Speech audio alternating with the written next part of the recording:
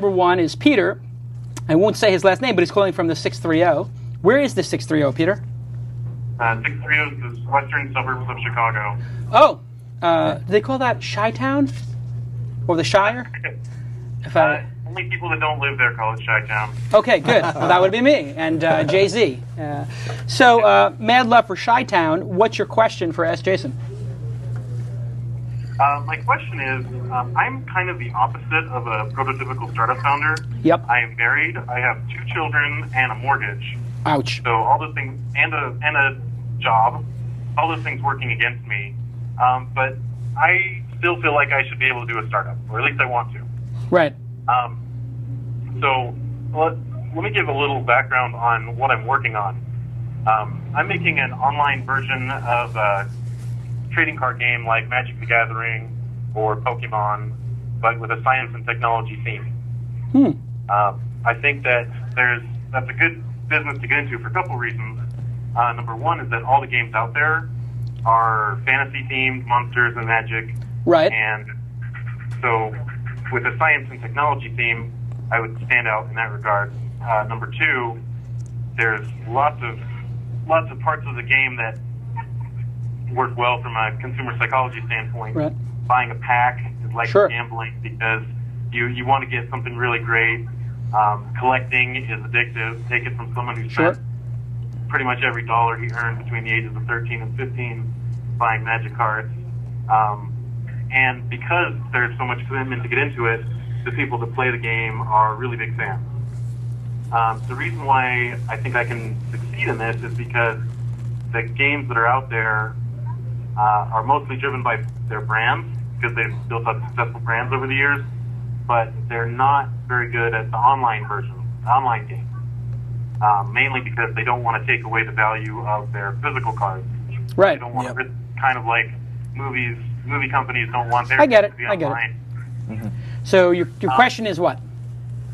My question is, given that I have limited time and money resources, but a good idea and skills that I think will help me succeed, what can I do to make the most of what I've got? This is an excellent question. I get this all the time. Married, I've got kids, I've got mortgages, I've got commitments. Can I do a startup? The answer is very simple, no. Thank you for calling. No, I'm just kidding. Don't hang up. I'm kidding. Jason from a year ago would tell you before my wife got pregnant, this is absolutely impossible. You can't have kids and be a startup founder. But now that my wife's pregnant, I'm absolutely believing that there is some way to make this work. But I'm also terrified of having no sleep and coming to this office and how much energy I'll have. Fred Wilson of AVC.com had a really interesting post about how all the most successful entrepreneurs he had were like in their 20s, and older CEOs couldn't do it, blah, blah, blah, blah, blah.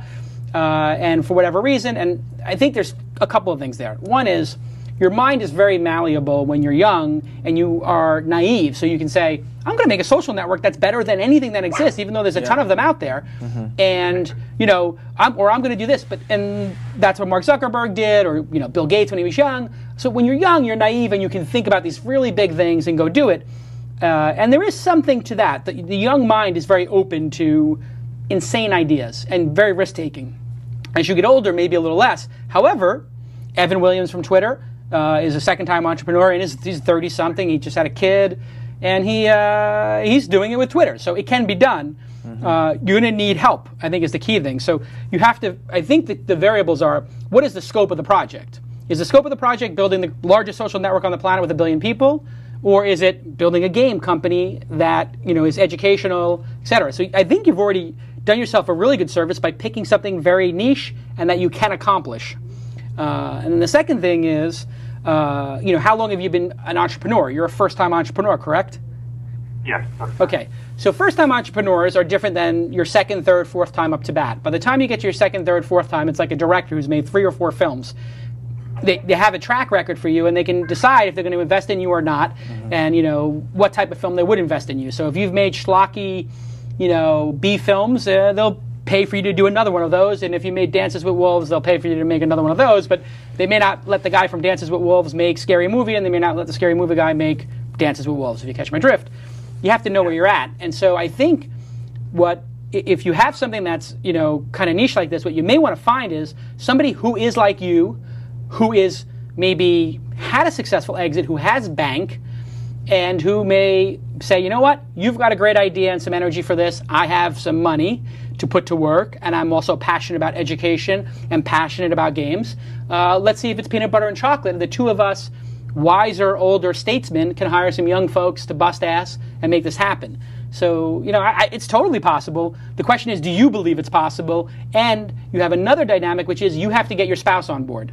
So you have to talk to your spouse and say, listen, 3 years without me making anything more than this salary, I'm going to be at the office, these hours, etc. And that's not every spouse is like that. When I got married, had long conversations with my wife about this very issue, which was my DNA is I like to build things, I like to work. I don't see going to work as work, and I am always preoccupied. So that, what do they call that, being present? This is a thing that everybody's girlfriend wants to say, like, oh, you have to be present, I'm not a present kind of guy. I got 7 things on my processor, so my wife forgives me for not being present all the time because she knows I got a lot of stress and a lot of things, balls in the air and whatever. So really depends on your spouse, I think, and the scope of the project, and maybe getting some help. And if you believe it, if you don't believe you can do it, then forget it. Don't even try.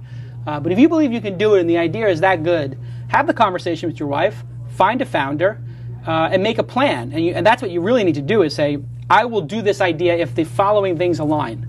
I find a founder who's willing to put in $250,000 and give me, a $75,000 salary and understands my position. My wife buys into it, my husband buys into it, and this is the scope of the project and the business plan. So a lot of planning.